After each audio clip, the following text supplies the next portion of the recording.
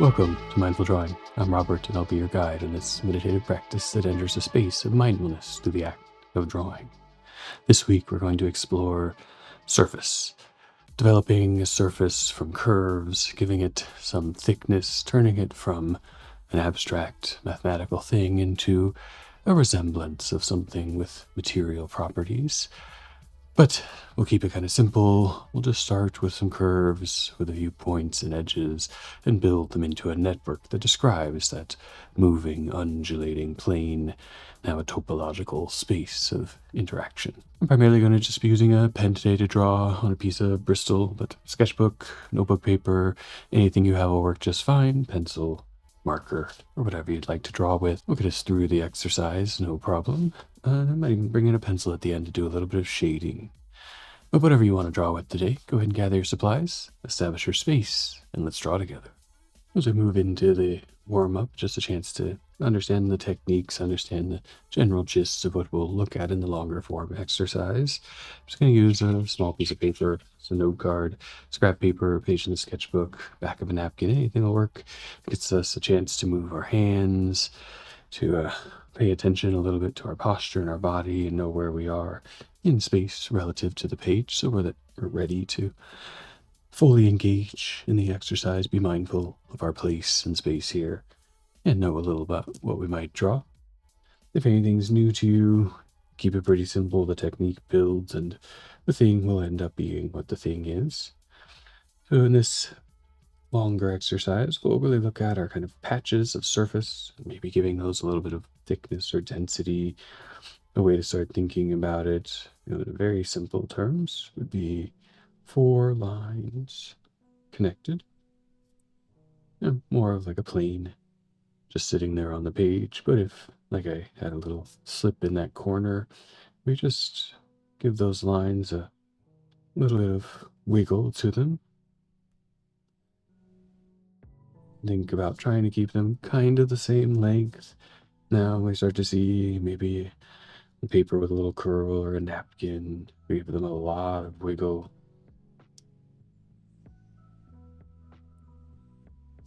Something a little less clear in its shape, but with a little internal division, working incrementally from each of the curves of it, reaching towards the other side, going in both directions, starting perhaps to see and imagine where it stretches and pulls. We can begin to describe that surface, and that could work. Back here on the lightly flexed one, just bending and crimpling a little bit there at the end, extending across that space, and the plane more simple. Just a few lines to describe that topology, or the structure of the surface. Each one of these points, it looks like a grid, a bit of the control for how we can manipulate it mathematically. We'll play somewhere in there, so you can take a moment or two warming up and think you want something light or something very heavy, and the bit we'll do to it then is add perhaps another dimension, a little thickness to it in the larger context, and maybe expand the patches depending on how much time there is.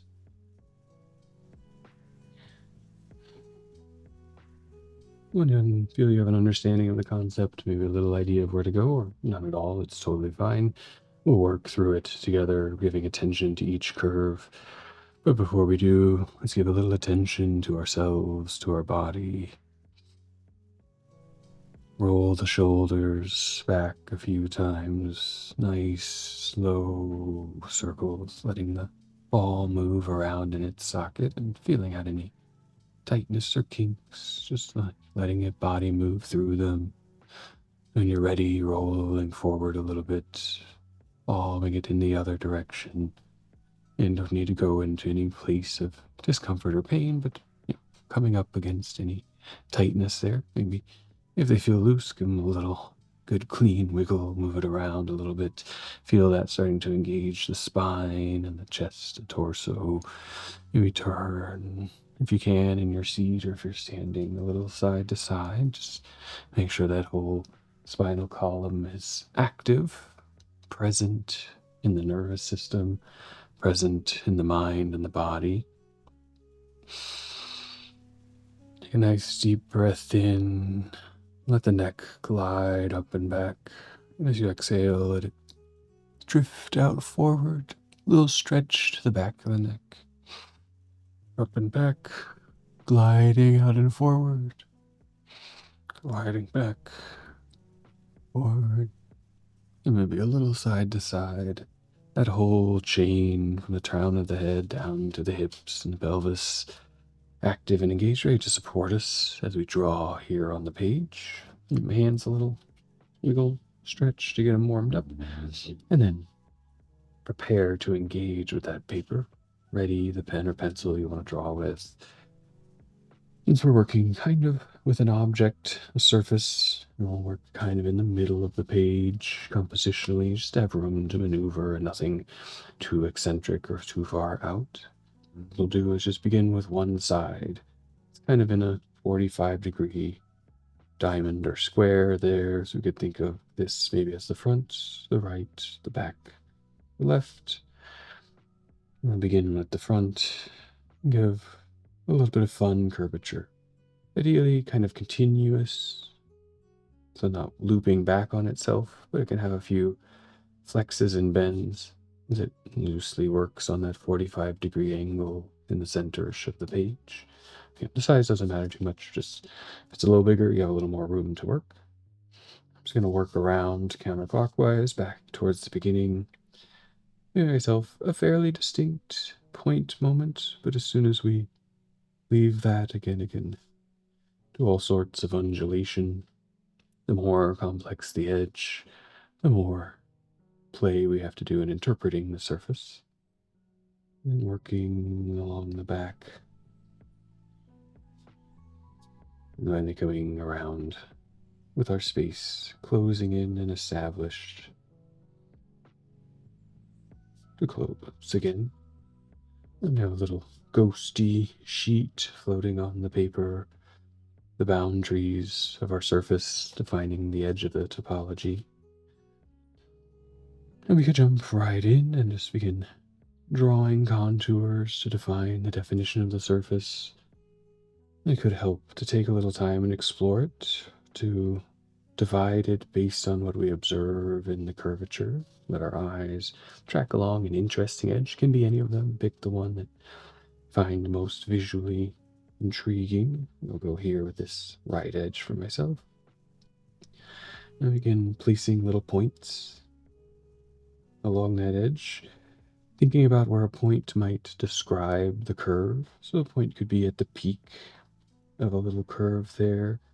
Points may also kind of lead into and move around a curve, one at the peak and a couple to the sides of it, helping it get into the motion, work through the motion, a small arc, if you will. And maybe one or two kind of on long straight stretches. May bunch up a little bit on more complex curves.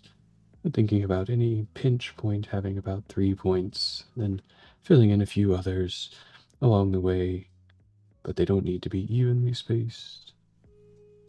This part, reading and observation of this curve, if you're at all familiar with how curves tend to work in a 3D modeling software, this might feel familiar, but if not, it's okay. We're just reading the motion.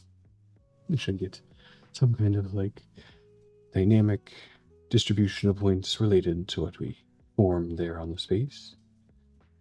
And I'll do one other on a perpendicular side or adjacent side, not going all the way across because then we have to keep track of points too much for now. Just work along one more, this one using it as a chance to enter a little quieter space, softer space of our breath. So before each point, while the eye observes and the hand prepares, we take a breath. and make the mark with the exhalation. The inhale gives us time for the eyes to center in, focus to a spot, gives us some space to be mindful while replenishing and then relaxing into the mark on the curve. In to find location and out to mark that space, mark the moment for yourself.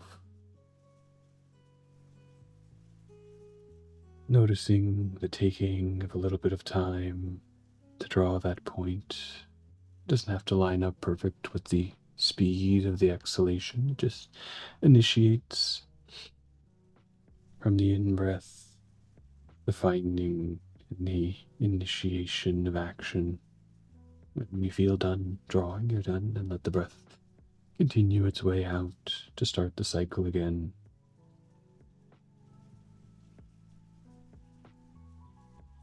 Being engaged with the page, present with the marking and the act of observing on the paper,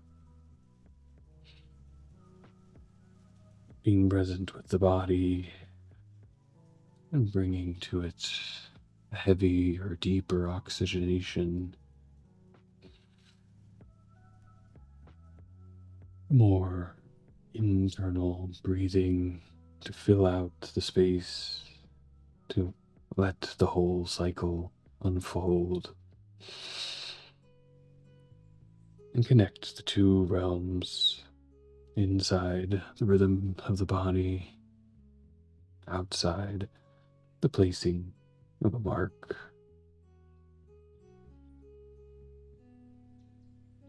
A little slower as we become more familiar with the territory, we can read more into it, see more of what's around us. And if you ever need to jump back or forward on the lines, you notice a place where a dot might be, feel free to engage that. It's part of the slowing down.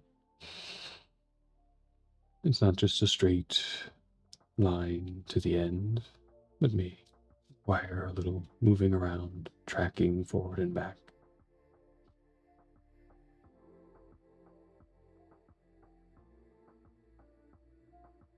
Well, we can keep going all the way around in a mathematical sense. All the sides that are across from each other should have the same number of points. But we could do a little counting and start to play with that. If this one has 1, 2, 3, 4, 5, 6, 15, or whatever yours might have, we can work along an edge somewhere in between that very slow and deliberate breath and a movement that is comfortable and fast.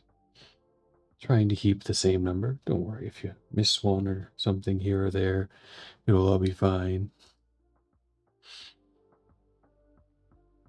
Breathing in and establishing, tracking the curves.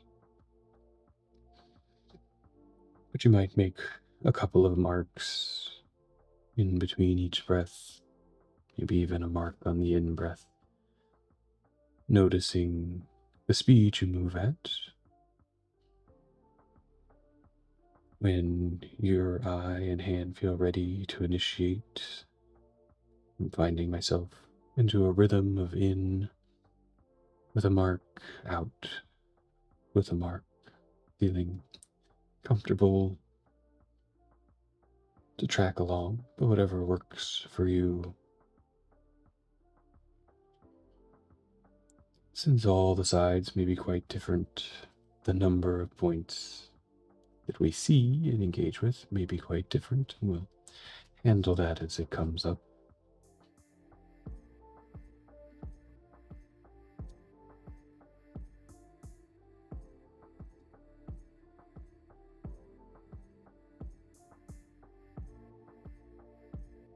And take your time for a moment or two to finish the reading, this dividing of all four sides into these points.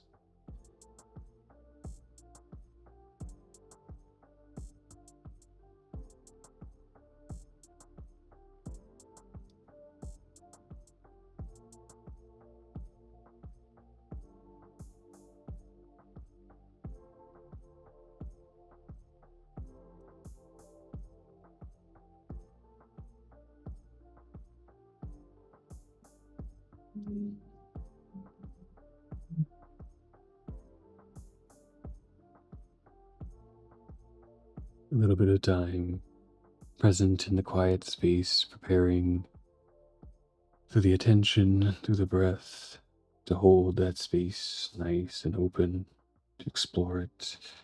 And then we can move into giving definition to this surface. We work from one side to the other, cross back and forth, whatever starts to feel right. It's jumpy because you see it, or we just work incrementally. Everything will kind of connect there. What I'll do is kind of work along an edge, mimicking it, but changing it slightly depending on where we are, imagining what might be up or down in the center from one direction, and trying to connect one point to another point on the other side. If we start to run out or bunch, you can always add new ones. But in these, the attention comes the line before, moving with it, but perhaps with a little playful deviation from it. Things can happen locally on the surface, so you start to contour across. I can see my left surface is a bit more dense than the right. I might work a few lines, notice when it starts to change in its density, and take a little skip or a break, come back and fill in some lines. We don't have to use every point. Things smoothing out a little here.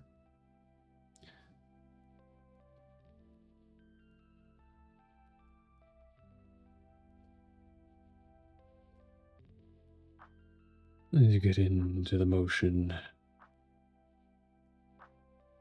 you may begin to align it back with the breathing.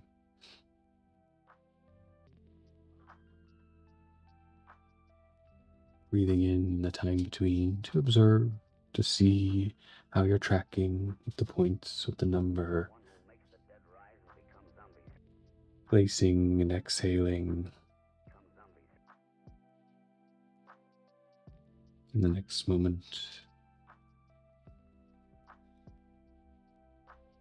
I'm going to work to the other edge a little bit to help figure out this bridging between, where I can see many more points here and fewer there, but a nice gradual curve on one side and a bumpy on the other. Can add some points in between each moment. Taking that time in the drawing every once in a while, just to observe, to see what might be coming, what might be happening. A dip in the surface, flip up, flattening out.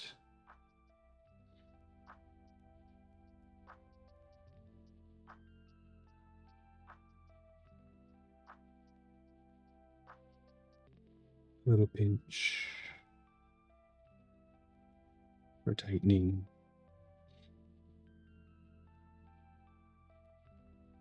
In the center space, we have a lot of freedom to play with how the lines work as they may come closer together, indicating quick rate of change.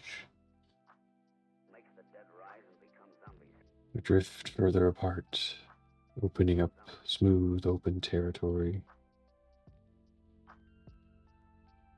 Here I'm getting a nice pinch starting to happen.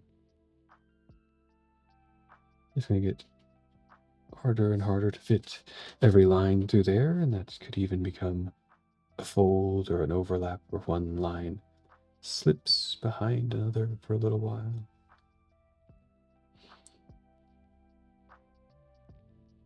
That just means we have a bit of a bump that we can't see beyond.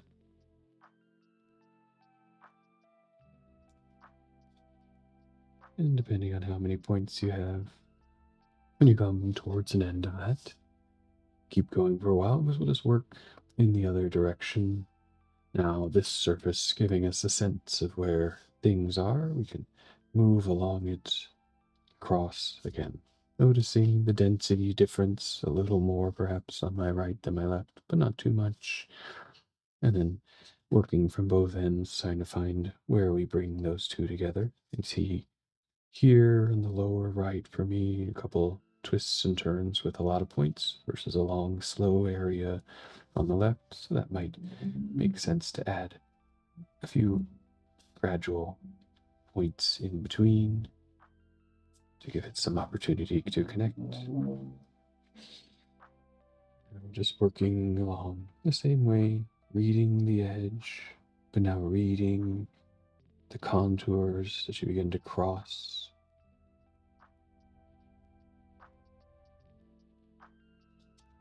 Giving more dimension and expression to that surface. Each intersection becoming a more tangible point in space, defining coordinates.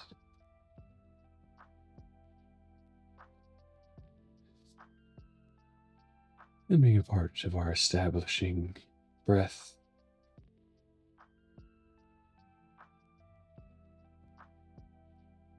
Defining our space of interaction, observation.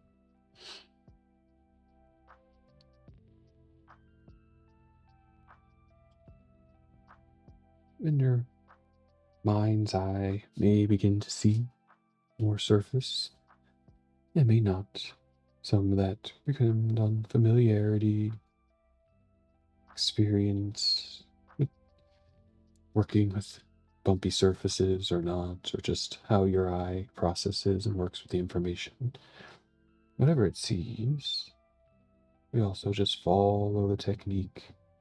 A little bump and pinch there.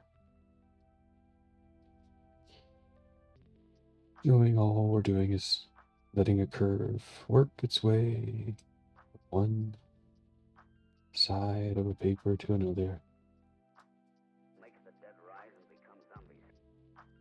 Any direction change or movement is the right movement at that point. The topological space, flexible, malleable. Curves can move and adjust. The points of intersection can push and pull wherever they need to define a new surface. So wherever we place it is where it goes.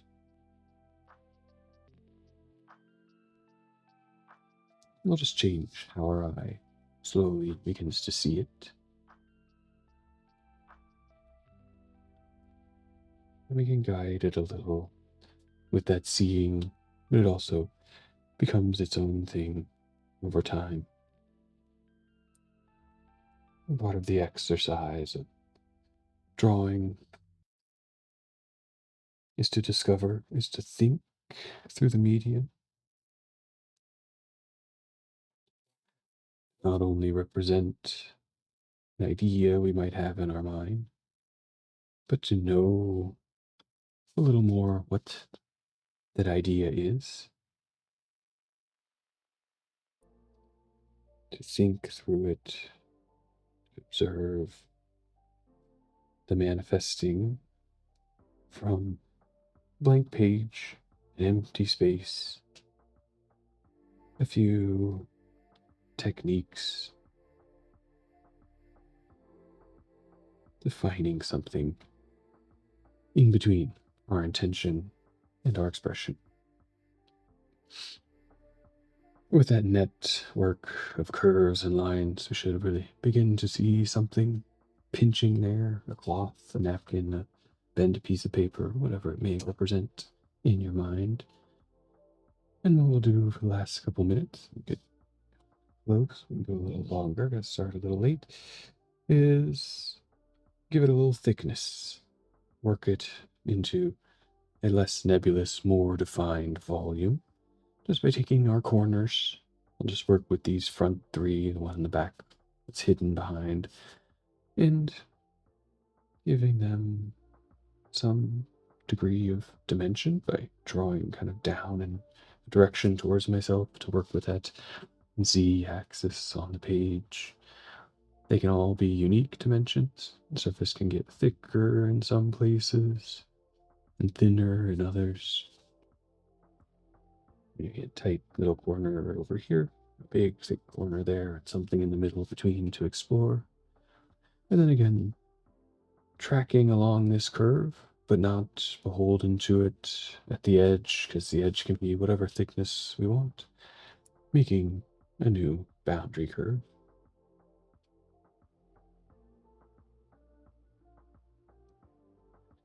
On two sides, maybe marking the points.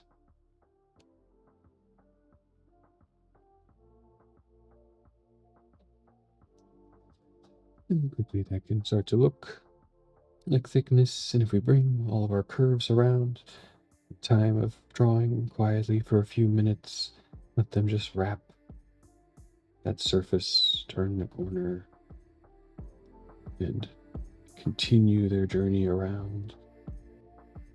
We'll see a form start to emerge. A thick, dynamic pillow, perhaps.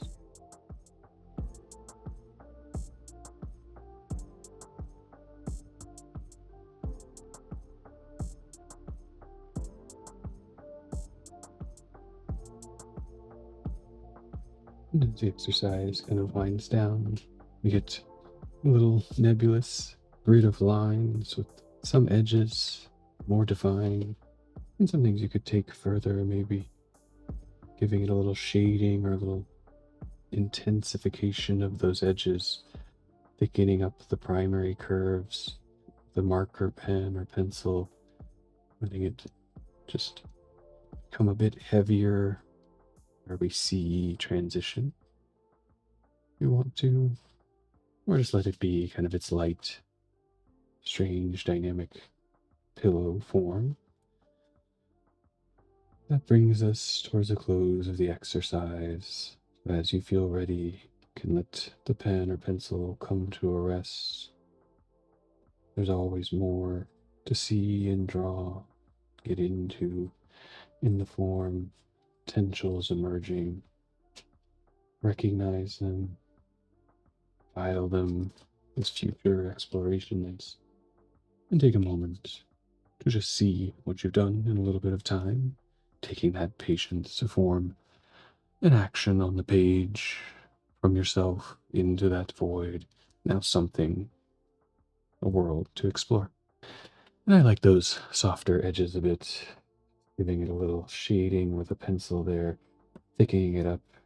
Always feel like going further with the exercises, and I think that's part of the fun of them. They get it going. Don't always have time to do too much more, but if you do, it can be a fun place to keep developing once you have a technique going or see something from that void or nothingness in the page.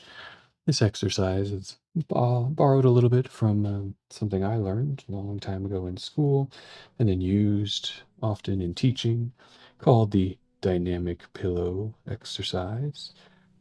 We're learning how to 3D model in a digital space with curves and surfaces. These are often called NURBS, or non-uniform rational B-splines. They're mathematically defined curves that build up in the U and the V direction to construct a surface. If you give it some thickness or multiple surfaces on many sides, construct a volume, and this flowing, flexible, dynamic, kind of soft pillow form emerges. It's also a good way of even just here by hand giving form to something, shaping it, opening up a territory that at first we may not have imagined. The bump that happened in the center, a product of how the four edges are defined as we try to fit all those lines together in the space that's limited by the boundary, giving an interesting product of the technique, of the idea, the construct of a topological surface, and the way we engage and interpret it on the paper. But if you enjoy the exercise, please Let me know, give it a thumbs up below, and leave a comment about it. Share with some friends, bring people into the mindful drawing practice, and let me know what you take from the practice further as you may explore these on a napkin, on a sketchbook, on the train, or any time throughout your day. If you enjoy the exercises, consider subscribing to the channel. There's new episodes usually every week. Wherever the exercise takes you, whatever relaxation or inspiration it brings to you, take that with you to the rest of your day. Enjoy what you do and draw well. Thank you.